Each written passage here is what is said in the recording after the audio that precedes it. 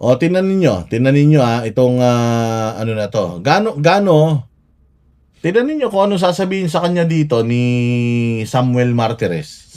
O ayan, o tingnan ninyo o kung anong sasabihin sa kanya rito ni Martires. Paho at wag puro press conference. Yan naman ang banat ni dating Ombudsman Samuel Martires matapos umano siyang ilagay sa spotlight ni bagong Ombudsman Boying Remulla. O yan ba? Kasi sabi ni ni Rapi Tulfo, hindi daw sinisisi sa nakaraang administrasyon. Anong ginagawa nyo ngayon? Hindi ba last administration itong itong si Ombudsman? O itong Ombudsman na to, 'di ba? Nakaraang administrasyon ng Ombudsman. Bagong administrasyon na ng Ombudsman si Boying, pero sinisisi niya yung nakaraang administrasyon dahil sa mga dinismiss nila. Putya, karapatan ng Ombudsman yung man-dismiss. Trabaho niya yun Tapos kini-question nyo dahil lang hindi akma doon sa hindi akma sa gusto nyong mangyari, na kuryente kayo, bobo kayo dahil hindi kayo nagre-research. Mandaki mo na sa system, i-control F mo lang pala. Control F, makikita mo na yung kaso dismissed. At nakalagay doon kung bakit dismissed yung kaso na yun. At kung halimbawa yung pag-dismiss netong ombudsman natin illegal, di sana yung mga nagsampa ng kaso kay Villanueva nag-ingay. Di sana nag-refile sila ng ng kanilang appeal doon sa ruling nitong ombudsman na to. Kasi nung tawag dito, inindict siya ni Carpio.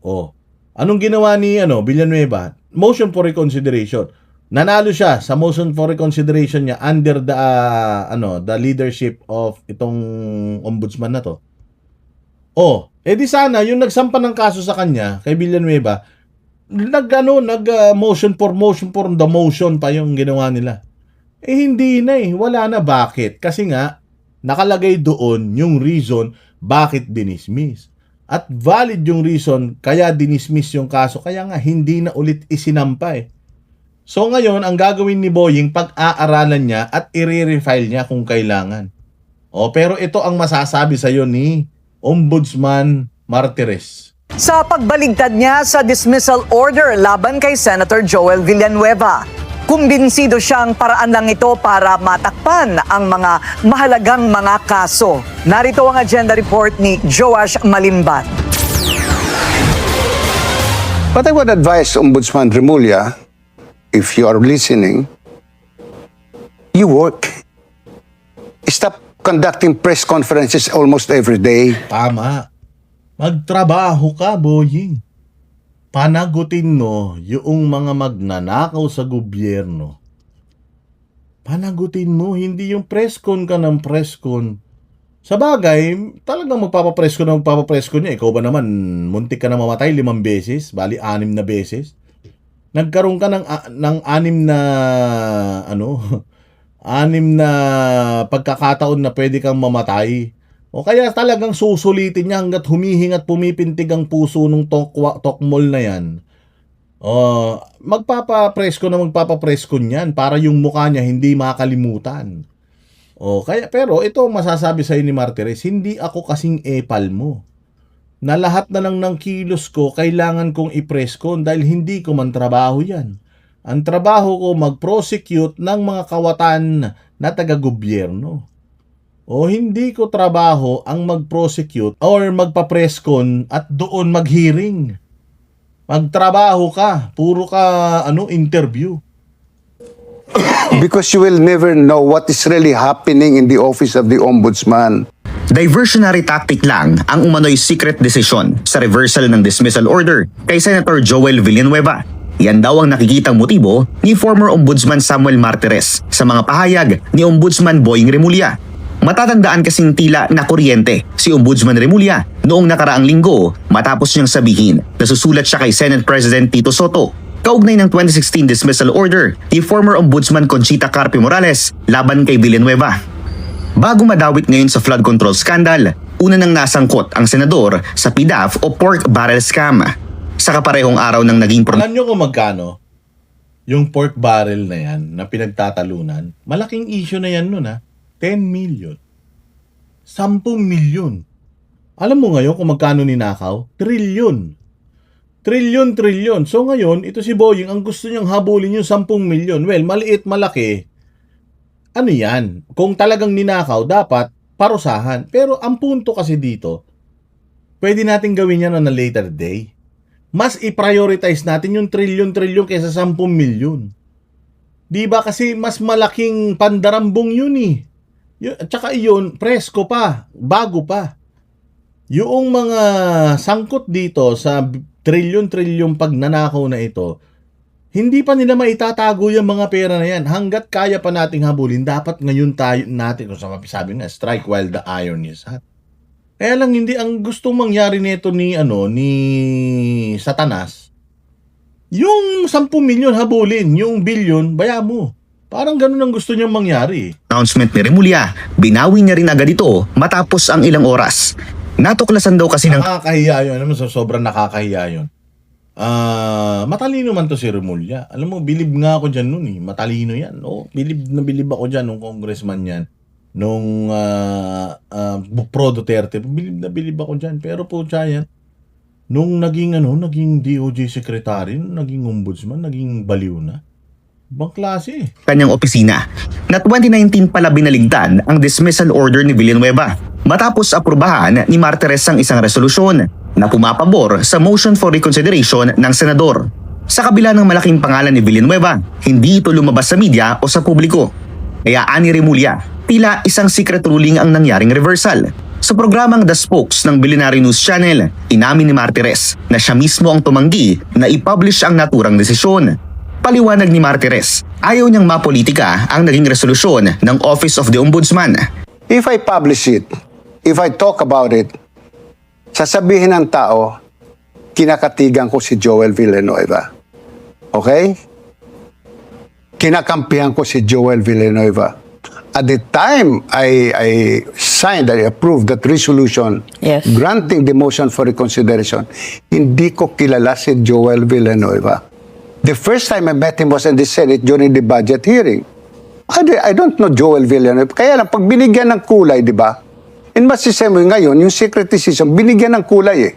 Tila ginagamit lang din daw ang issue ng reversal para mailihis ang mga dapat pag-usapan. Sinasabi niya na secret kasi nga para mapagtakpan na tanga siya. Tapos humanap pa siya ng confirmation sa mga media. O alam nyo ba yon? Alam nyo ba yon? Natural, hindi. Bago lang yung mga yan. Tsaka natural, hindi. Hindi nga nagpa-presko nito eh.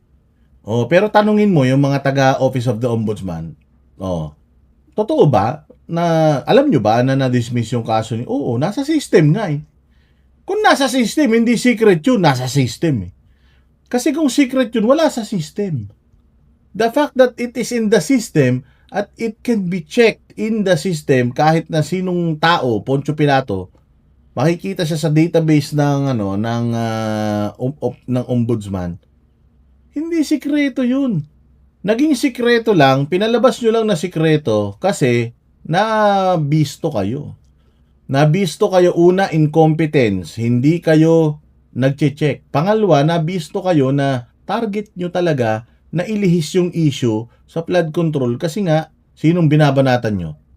Marcoleta, si Chis Escudero, o katulad yan, binabanatan na naman nung asawa ni Caballo, si Caballo yung Vice Ganda.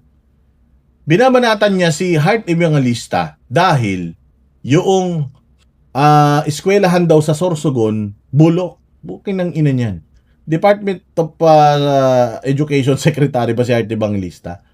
Tangin ng Vice Ganda to, ang yabang-yabang, kala mo pinatiles yung buong eskwelahan. Kung makasita kay Heart Evangelista, kala mo pinagawa niya yung buong eskwelahan, nag-donate ka lang ng konti tapos nagyayabang ka na. Sinisita mo na si Heart Evangelista, nag-donate ka lang ng magkano? O ako dito kay Heart Evangelista, mag-donate ako dun sa sa barangay ni Vice Ganda pagawan ko ng ng karera ng kabayo para hindi na umalis-alis ng lugar niya itong si Vice Ganda, di ba?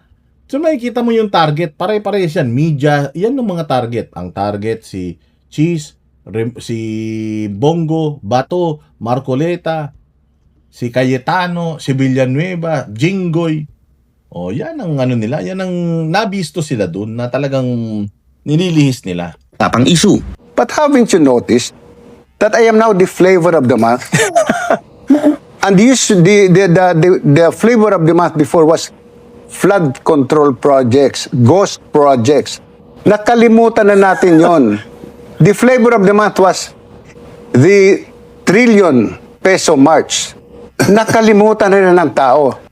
Sa kaparehong programa, sinabi naman ni Nooy Senate President Franklin Drilon na hindi na nila iniakyat sa Senado ang kaso ni Villanueva dahil kung pagbabasihan daw ang saligang batas, walang jurisdiksyon ng ombudsman sa mga miyembro ng Kongreso. Pero paglilinaw niya, klaro na hindi inaktuhan ng Senado ang dismissal order mula sa ombudsman. The issue has not been brought to the Senate on the merits. O malinaw malinaw na ang ombudsman hindi niya saklaw ang mga impeachable officials. Mga House of Representatives at saka mga Senado. Kasi ang Senado, pwede silang magtanggal ng mga miyembro nila eh. May ethics committee yan, di ba? Oo, na pwede nilang tanggalin on bad merits yung kanilang mga tao. Ang Congress ganyan. Inexpel nila, di ba? Inexpel nila si Arnie Tevez. Meron silang kapangyarihan na gawin yun. O, yun ang tanong dito, noong na-dismiss yung kaso ni Villanueva, which is nung 2019, sino Senate President niya? Si Tito Soto? Di ba? Sino ba Senate President nun? O, kung sino man ang Senate President nun, dapat tinake up itong kaso na to na kung na-dismiss yung kaso niya sa Ombudsman, the Senate can investigate their own member. And pwede nilang tanggalin o hindi tanggalin itong si Villanueva kung sa tingin nila may kasalanan talaga, tatanggalin nila. Kung sa tingin nila walang kasalanan, hindi nila tatanggalin. O, so noon, yun nga yung sinasabi nito ni Drilon na hindi na namin niya na-take up kasi nga, ang ombudsman, wala naman talagang jurisdiction. Yung leadership ng Senado, sana nung dinismiss ng ombudsman, nag-imbestiga yung leadership ng Senado at tiningnan kung bakit may kaso siya sa ombudsman. Valid ba yung kaso niya sa ombudsman? Hindi ba siya karapat-dapat na maging senador? Dahil dun sa kaso niya sa ombudsman, yun ang proseso. Hindi alam ni Boying yun. O, ngayon, pinatatrabaho pa rin ni Boying kahit na sinasabi na nga nito ni Drilon na top-notcher to sa bara. O, na sinasabi nito na, huy, hindi ubra. Hindi, hindi saklaw ng ombudsman ng mga congressman. As to whether or not there is a basis for the malfeasance charge of Villanueva. Dagdag ni Drilon, posibleng magsagawa ng sariling litigation ang Senado sa mga miyembro nito. Ibig sabihin, kahit na walang jurisdiction ng dismissal order ng ombudsman sa Kongreso, nasa kamay ng mismong legislative body ang paglitis at paghatol kung dapat bang tanggalin sa pwesto ang isang miyembro ng kanilang kapulungan. Sa totoo lang, di natin alam itong mga proseso na to eh. Nalalaman na lang natin itong mga proseso na to dahil sa kagunggungan ng mga nasa gobyerno ngayon eh. Tumatalino din tayo dahil sa kanila eh. Palakpakan natin. Dahil sa kanila, tumatalino tayo.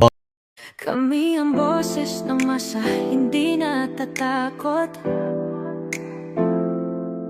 Katotohanan lang, di kami nalulunod.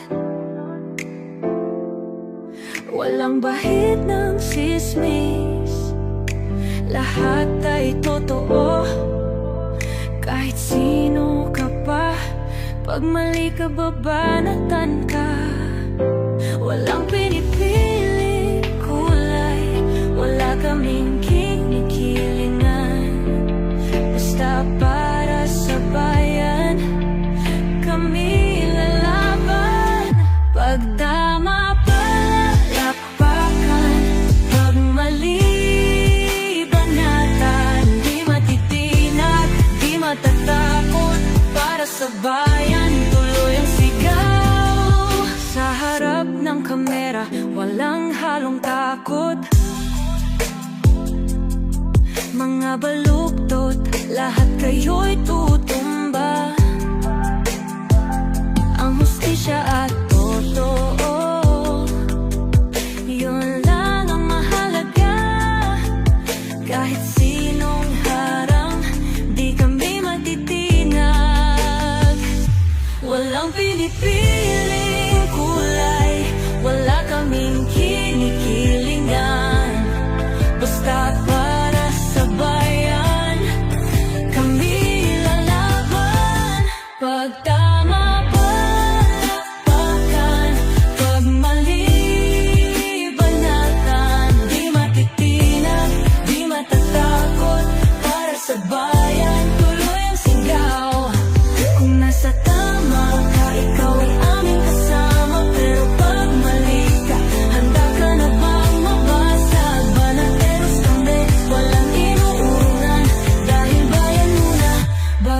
ang sarili.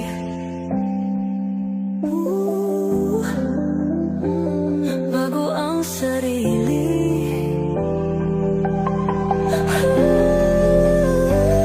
Pag tama palakpakan, pag mali banatan, banateros ang sigaw, katotohanan ang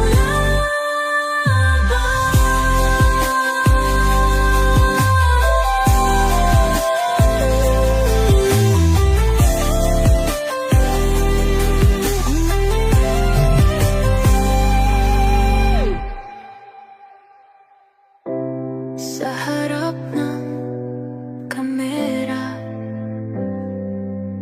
walang halong